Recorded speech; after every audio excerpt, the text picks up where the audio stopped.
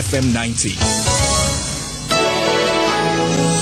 Spectrum on Radio 1 FM 90 is brought to you by Stanbic Bank.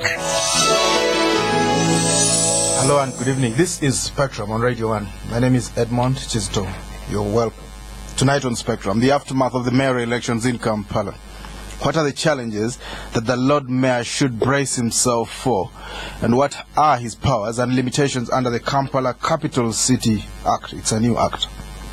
Honorable Erias Lukwago was yesterday overwhelmingly voted as Lord Mayor of Kampala, beating his other 5 rivals for the much coveted seat in Kampala district to become the 17th mayor of Uganda's capital.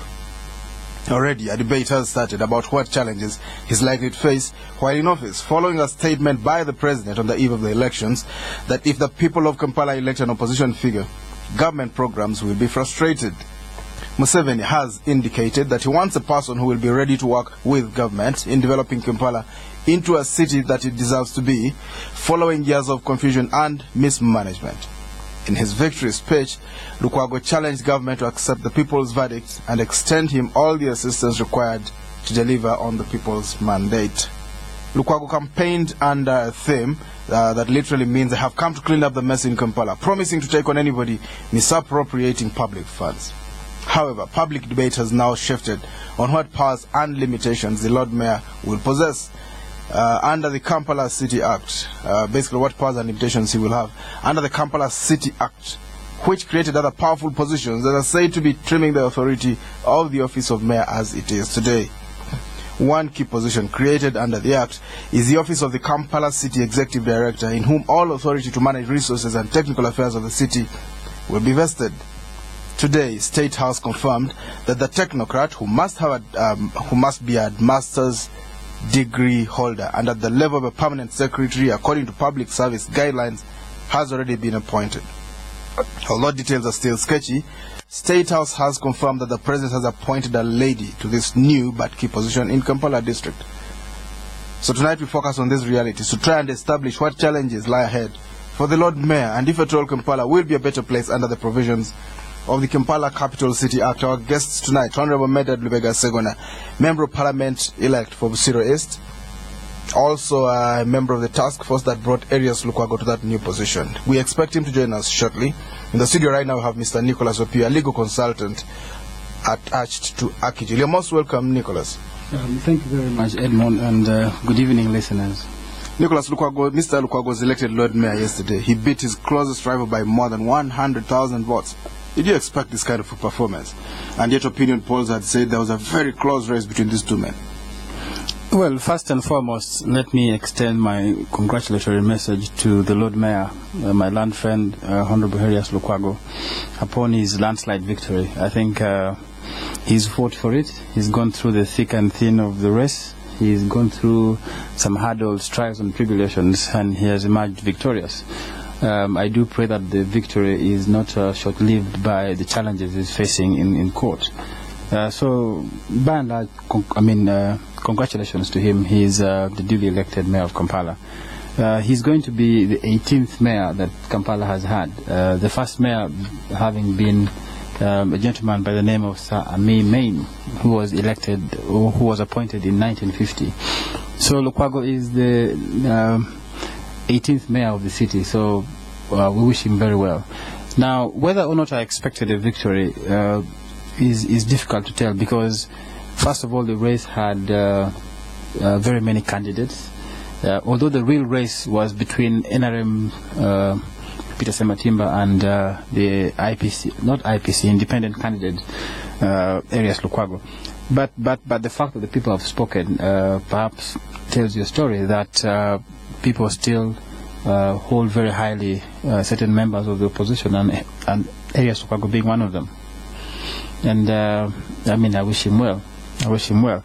But I think that by and large, what came as a surprise to me was the rather peaceful, rather uneventful second round of elections for Kampala Mayor. Remember the first election on Feb 23rd was marred with electoral malpractice, violence, of unimaginable proportion. And then what came as a surprise for me was the rather peaceful exercise that took place yesterday, That was a shocker for me. I thought that it would have turned more violent, given that the contest had been violent before.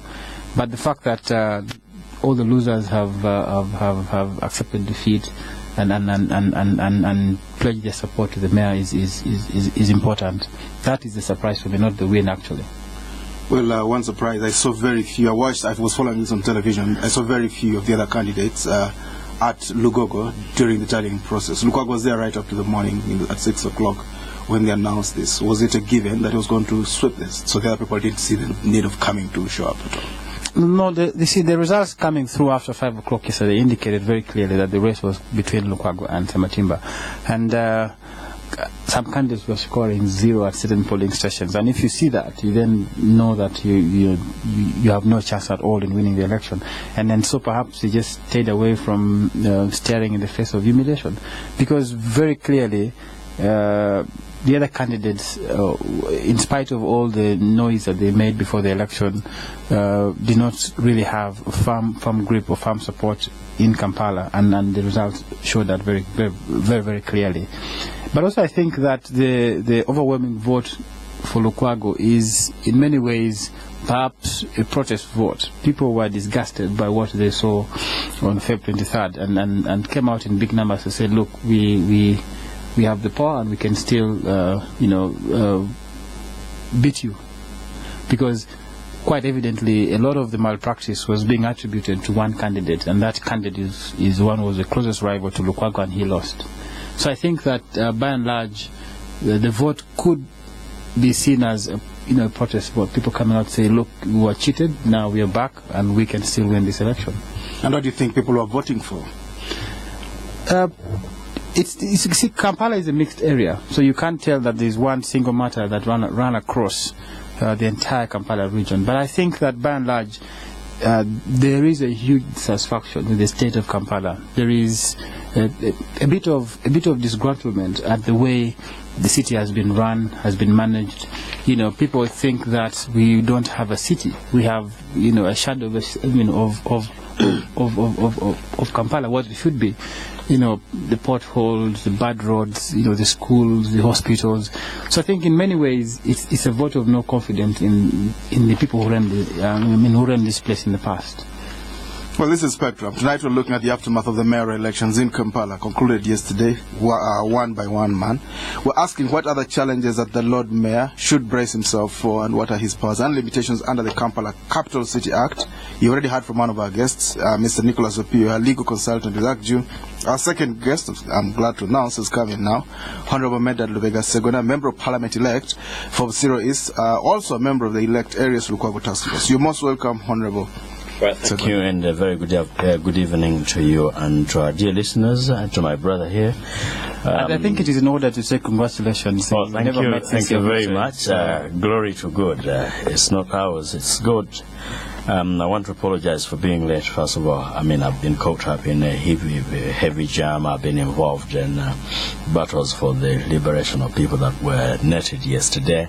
I thank God, and possibly the police have been cooperative to say, okay, let us behave well here and there, to have a good beginning and a good working relationship. So I very strongly apologize.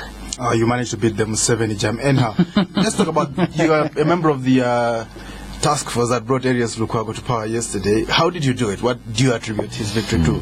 Well, to God first and foremost, and of course to the people of Kampala who voted for him overwhelmingly, and of course the level of organization and skill of managing this campaign. I must commend those that have been involved. Thank you very much.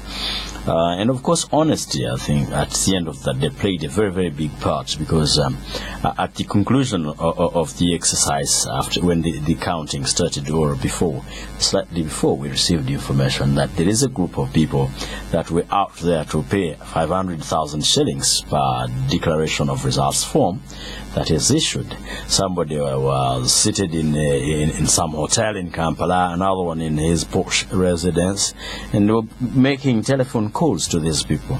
So I must commend the agents for their honesty, the campaign managers, the supervisors for the speed. Because, when you do not move in swiftly, you never know, somebody may suffer the temptation. Of course, you're dealing with a population that has been impoverished over a period of time. But by and large, it is God's will, the people's will and expression was manifested, and the honesty. So we just want to say thank you to everyone who